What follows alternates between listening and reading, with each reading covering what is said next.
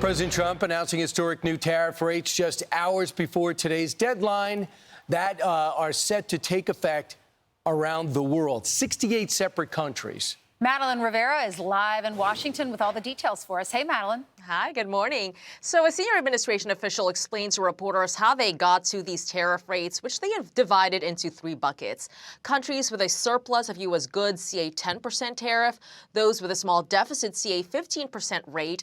And then there's that third bucket of larger deficit countries. The official saying their rates will be determined by a deal or a letter. Some of the countries hit hardest include Syria, Laos, Burma, and Switzerland, which exports pharmaceuticals, luxury watches, and precious metals. These new tariff rates, like you guys said, are set to take effect right after midnight on August 7th, but Canada's new 35% rate is kicking in today. The president increased that number from 25% because he says Canada has failed to curb the flood of fentanyl and other drugs. He also spoke about his other frustrations with Canada. Well, they have to pay a fair rate. It's all. It's very simple. They have been charging very, very high tariffs to our farmers, some over 200%.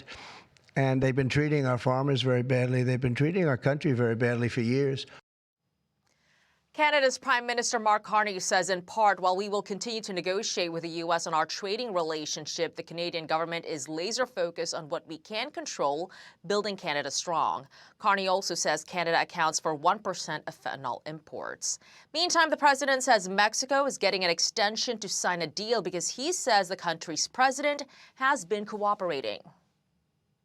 Mexico is still paying tariffs. They're paying a 25% tariff on fentanyl, 25% tariff on cars, a 50% tariff on steel, aluminum, and copper. And additionally, Mexico has agreed to immediately terminate its non-tariff trade barriers, of which there are many. And as the president said, we will continue to talk to Mexico over the next 90 days with the goal of signing a larger trade deal. A senior administration official also says they have more deals ahead, but they did not want to get ahead of the president. Lawrence Ainsley and Brian. All right, man. Thanks so much. You know, it's pretty incredible because the president is using the tariffs in multiple ways. Obviously, there's the economic angle of it in the sense of, okay, if you're not being fair with our country when it comes to businesses, then I'm going to penalize you. But it's also, if you want to provide harbor to terrorists, you want to acknowledge a terrorist state as a country, then we're going to punish you. We're going to strain you when it comes from an economic standpoint. If you don't think it's working, I spent a lot of time in Canada, training with NALA, and the Canadians are ticked off with their leaders because they realize it's hurting their economy. They don't want to work with the president. Okay, you're going to pay the piper. Yeah, this is all about free and fair trade, and the tariff revenue is soaring. We're seeing surpluses now coming into our country.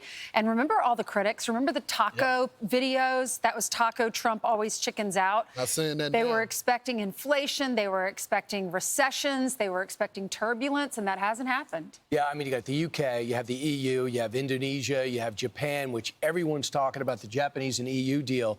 I think India is probably going to come between now and August 7th. How much longer are they going to wait? It's inevitable. I've also struck by the professional tone for both U.S. and China.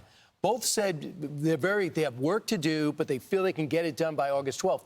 And I'm not under any illusion about China that suddenly want to be the family of nations. But I've listened for the last 10 years. It's always been rhetoric back and forth and accusations and threats and infiltrations. And now all of a sudden we have 75 people showing up in Stockholm on round 3, 15 of ours, and then people say, well, they got to fulfill it. Yeah, Trump's going to be here, whatever deal they cut, for 3.5 years. That's and right. You think for a second, if they're not buying the soybeans, if they're not delivering the rare earth, he's not going to say it and blow it up. Meanwhile, how Trump used America's leverage to get exactly what he wants from the trade war. This is on CNN, an excerpt. Tariff revenue is soaring, financial markets have settled, and stocks have bounced consistently around record highs in recent weeks. Predictions of soaring inflation haven't come to fruition. The broader U.S. economy has remained remarkably resilient through it all. Maybe the losers and haters were really just losers and haters.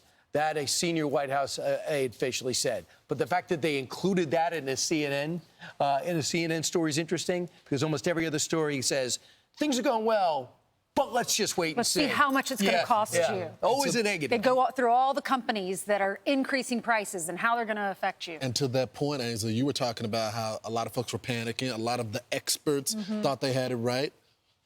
All people, liberals, conservatives, consider Jamie Dimon to be an expert. And he was very critical of the tariffs. He's changed his tune, though. Watch. We started tariffs, we didn't know what they're going to be, and now we kind of know, and they're more moderate and thoughtful and more carefully done, and hopefully they'll help some companies export. Maybe some people move manufacturing back here. So, so far, so good. Jamie Dimon has been meeting with the president pretty consistently. I think on some level, he thought he'd be the first president from business. And I think now that they realize he's back and all the other stuff was all noise, I think they appreciate him now. I'm Steve Doocy. I'm Brian Kilmeade. And I'm Ainsley Earhart. And click here to subscribe to the Fox News YouTube page to catch our hottest interviews and most compelling analysis.